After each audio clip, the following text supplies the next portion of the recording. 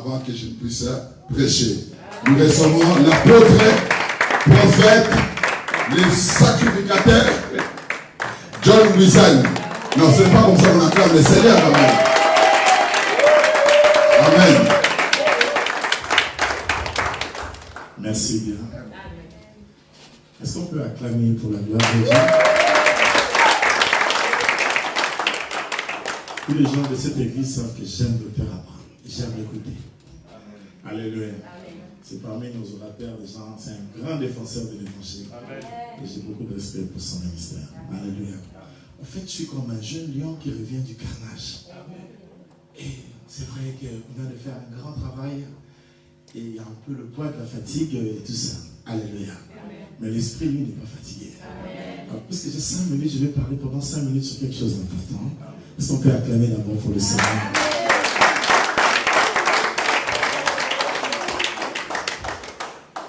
En fait, Ésaïe, qui est l'évangéliste de l'Ancien Testament, lorsqu'il aborde sur Christ, il arrive dans le chapitre 52, verset 13. Il dit sur Jésus, il dit, mon serviteur montera, il prospérera, il montera, il montera, il montera, il prospérera, il montera et il sera bien haut. Ça, c'est la vision que Ésaïe a sur Jésus. Même je peux dire, c'est que Ésaïe dit de lui. Vous savez, si nous sommes une église grâce à Jésus. Et nous sommes une église de Jésus-Christ. Nous lui appartenons. Alléluia. Et une des choses les plus merveilleuses qu'un chrétien doit savoir, évidemment, c'est de connaître la personne, de faire une belle et une vraie rencontre avec Jésus-Christ. C'est pourquoi pendant ces 5 minutes, j'aimerais un peu parler sur Jésus pendant même 3 minutes ou 2 minutes. Je crois que quand nous lisons le Seigneur, nous le lisons, la Bible parle de lui comme étant quelqu'un qui est né d'une naissance miraculeuse. Ça, c'est Luc qui le dit. Il va naître miraculeusement et Luc va dire qu'il va grandir évidemment comme un homme. Jésus n'est pas né comme Adam. Adam, c'est la seule personne qui est venue grand sur le monde. Jésus a grandi, il a connu toutes les lois de la nature. Il a grandi comme un homme. Il a été dans la masse confondue avec les humains. Et il va grandir, Luc nous dit, en sagesse, en stature et en grâce. Le gars, il va naître dans la maison d'un charpentier. Et moi, je bénis Dieu de ne pas avoir été dans cette période-là, je vous assure. Et de ne même pas avoir été juif en plus dans cette période-là. Parce que c'était tellement difficile de reconnaître en lui Dieu. C'était trop difficile. Les gens disent, non, moi j'aurais voulu être au temps de Jésus, j'allais le voir. Non, moi j'ai béni Dieu d'être né en ces instants ici. Parce que je ne suis pas sûr que j'allais croire. Parce que je ne croyais pas qu'il était attrayant, il était attirant. À le voir, on comprenait que c'était Dieu. Non, c'était d'ailleurs le contraire. Dès que vous le voyez, il était très difficile de déceler le divin en lui. Même les disciples, quand ils leur posent la question, qui dites-vous que je suis? Ils n'avaient même pas la réponse. Ils ne savaient pas. Les gens disent, tu es Jean-Baptiste, mais vous dites quoi? Parce que l'un d'eux, touché par la grâce. Amen. Alléluia.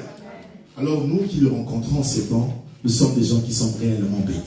Est-ce qu'on peut acclamer pour lui encore? Jésus, il va grandir. C'est un jeune homme à un jeune âge. Il entre dans le milieu des docteurs de la loi. Il leur pose une question. Et tous ces savants de la Bible étaient incapables de lui donner la réponse. On pouvait déjà sentir en lui que c'était lui, même enfant, même jeune, c'était lui en réalité l'incarnation de l'écriture. C'était lui l'écriture en tout cas manifestée. Quelle sagesse. Et on dit de lui quand il grandissait, c'était quelqu'un qui avait les lèvres de grâce. Quand il marchait, où qu'il arrive, on parle de lui comme étant quelqu'un qui était très doux. J'ai vu la sœur de qu'on a dit dans l'heure là, c'était doux. Alléluia. Quand Jésus est là, il y a la douceur. C'était quelqu'un de très doux. Pas c'était, c'est quelqu'un de très doux. De nature, Jésus est très doux. Et quand vous lisez les textes, vous allez vous rendre compte qu'il était très sévère envers les pharisiens. Mais lorsqu'il était avec les gens, il les comprenait. Il avait une douceur impossible. Il disait aux pharisiens, tombeau blanchi, etc. Voilà. Mais quand il est avec les gens, même une femme qui vient de pécher, en plein péché, avec l'odeur et tous les points possibles, Jésus dit, celui qui n'a pas péché, lance ta pierre sur cette femme. Quelle douceur. Alléluia. Que Dieu nous donne ce cœur du Seigneur. Nous, des fois, on fait le contraire. On est dur envers les gens. Mais Jésus, lui, il aime les gens. Amen. Tout à l'heure, on nous a chanté, je t'aime, il m'aime, je le sais. Il nous aime. Vous ne pouvez pas vous imaginer combien il a été patient envers nous. Parce que toi, pour que tu rencontres la foi, on a souffert. Hein? Pourquoi tu viens à l'église comme ça? Tu sais le nombre de jeûnes que le docteur a dû faire. Amen. Beaucoup de jeûnes et prières. Mais lui, il a été toujours patient. Malgré que nous étions loin de lui, et même quand nous étions incrédules, athées, ou même nous insultons les hommes de Dieu, lui, il a été patient envers nous. Jésus, c'est la seule personne au monde qui n'a jamais composé. Il n'a pas composé un cantique, Jésus. Mais, vous irez dans tous les coins du monde, dans toutes les langues du monde. On ne fait que chanter Jésus. Jamais on a chanté un homme comme on a chanté Jésus de Nazareth. Il a inspiré les gens, des milliers de gens dans toute l'histoire du monde. Laissez-moi un peu parler sur le Seigneur Jésus. Jamais il a écrit un livre. Qui de vous a déjà vu un livre où Jésus est écrit? Il n'a pas écrit. D'ailleurs, je ne sais même pas s'il était chrétien, Jésus. Il était chrétien? Peut-être un docteur Abraham chrétien nous donnera la réponse. Alléluia. Il n'a jamais écrit un livre. Mais même quand on réunirait toutes les bibliothèques du monde, ça ne pourrait retenir le nombre de livres qui ont été inspirés et écrits autour du Seigneur Jésus. Alléluia. Et j'aime un verset dans Jean qui dit, il a tellement fait de miracles que s'il fallait commencer à écrire tous ces miracles, on devait couper tous les arbres du monde. Mais même les feuilles ne suffiraient jamais pour les écrire. Qui acclame un peu le Seigneur Jésus? Il n'a jamais fait la médecine. Mais il a guéri les gens sans médicaments.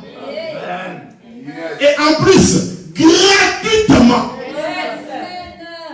Il ne donnait pas les médicaments. Ce n'était pas des stratégies. On va faire ceci, reviens comme ça, il faut faire telle chose. Avec lui, tu lui rencontres.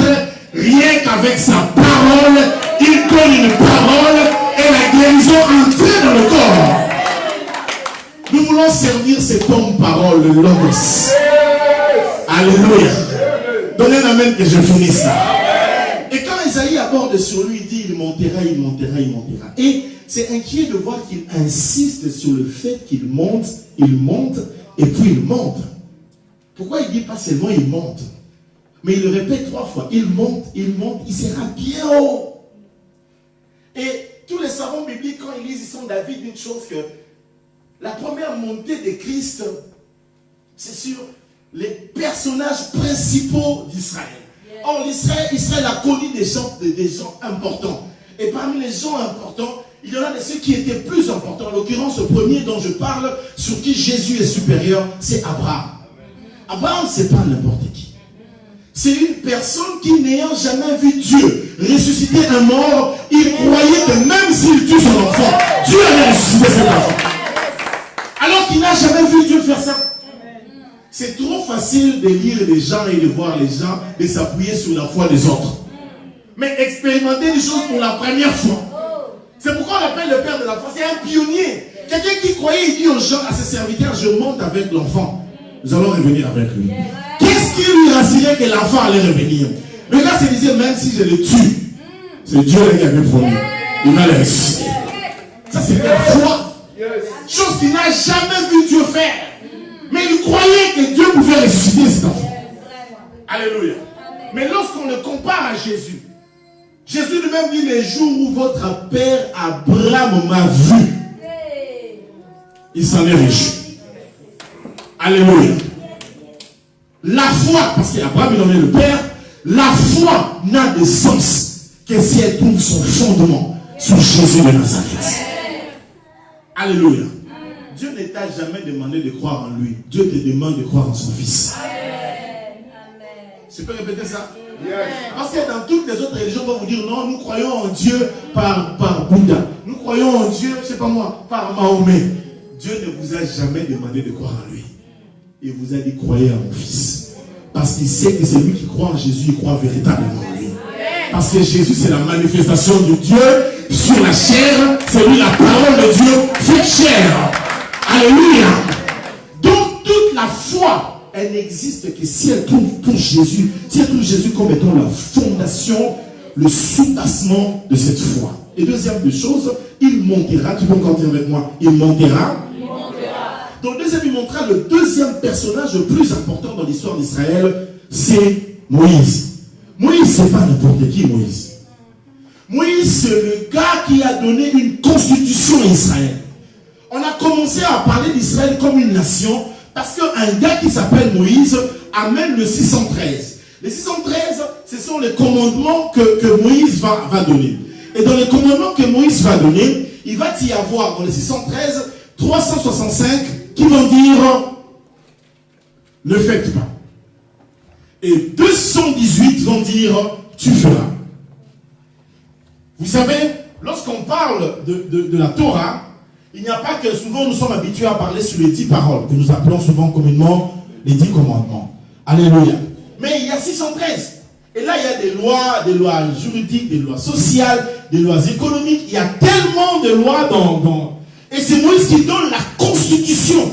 Et Moïse, c'est quelqu'un qui est craint et qui est respecté. Jusqu'aujourd'hui, même quand Jésus était sur terre, souvent ils avaient tendance, les Juifs, à le comparer à Moïse.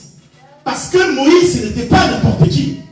Mais là, il y a les 365 qui disent chaque jour, tu ne le feras pas. Tu n'as pas besoin d'une prophétie. Il y a déjà un message de Dieu qui t'interdit de faire quelque chose chaque jour quand tu te réveilles. Dieu te dit, tu ne le feras pas. Tu te réveilles le matin, avant même, il te dit, hey, tu ne le feras pas. Mais il y a le 218. Or, le 218, c'est ça la charpente osseuse. L'homme a 218 os. Et les os, la charpente, ça veut dire, c'est que dire, ce que tu feras, tu as ta part aussi. Tu as ta part de croire. Tu as aussi ta part de faire. Mais j'aime Jésus qui, par l'Esprit, rend cette part facile et possible. Parce qu'en dépit de tout, tes forces, tu as encore beaucoup de limites que seule la grâce qui vient par l'Esprit de Dieu te rend capable de faire. Alléluia. Et donc Moïse, c'est pas n'importe qui. Mais, parlons de Moïse. Jésus est plus grand que Moïse. Parce que Moïse nous donne les commandements, mais une chose, c'est de connaître le bien. Une autre chose, c'est de le faire. Connaître, ça ne suffit pas. Paul lui-même dit, je connais. Mais le bien que je connais, je ne le fais pas. Tu sais que c'est bien de venir à l'église, n'est-ce pas? Tu sais que c'est bien de payer ta dîme. Tu le sais, n'est-ce pas? Est-ce que tu le fais? Connaître est une chose. Faire est une autre chose.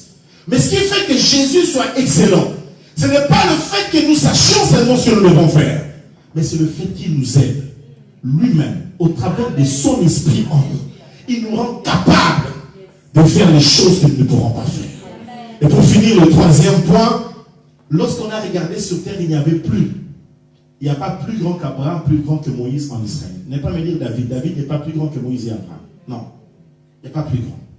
Mais sur terre, il n'y avait plus. Et donc là, il sera troisièmement élevé au-dessus de qui? Et là, on a quitté la terre. On est allé dans les cieux. On a trouvé les anges. Et quand Hébreu introduit, Hébreu, il dit que tous les anges de Dieu l'adorent. Parce que Jésus est au-dessus des anges. Il est supérieur aux anges.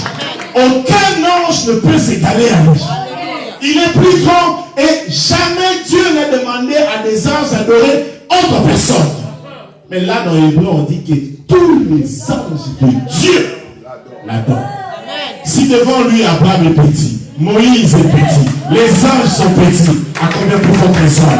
Nous devons lui donner toute la gloire et tout l'honneur.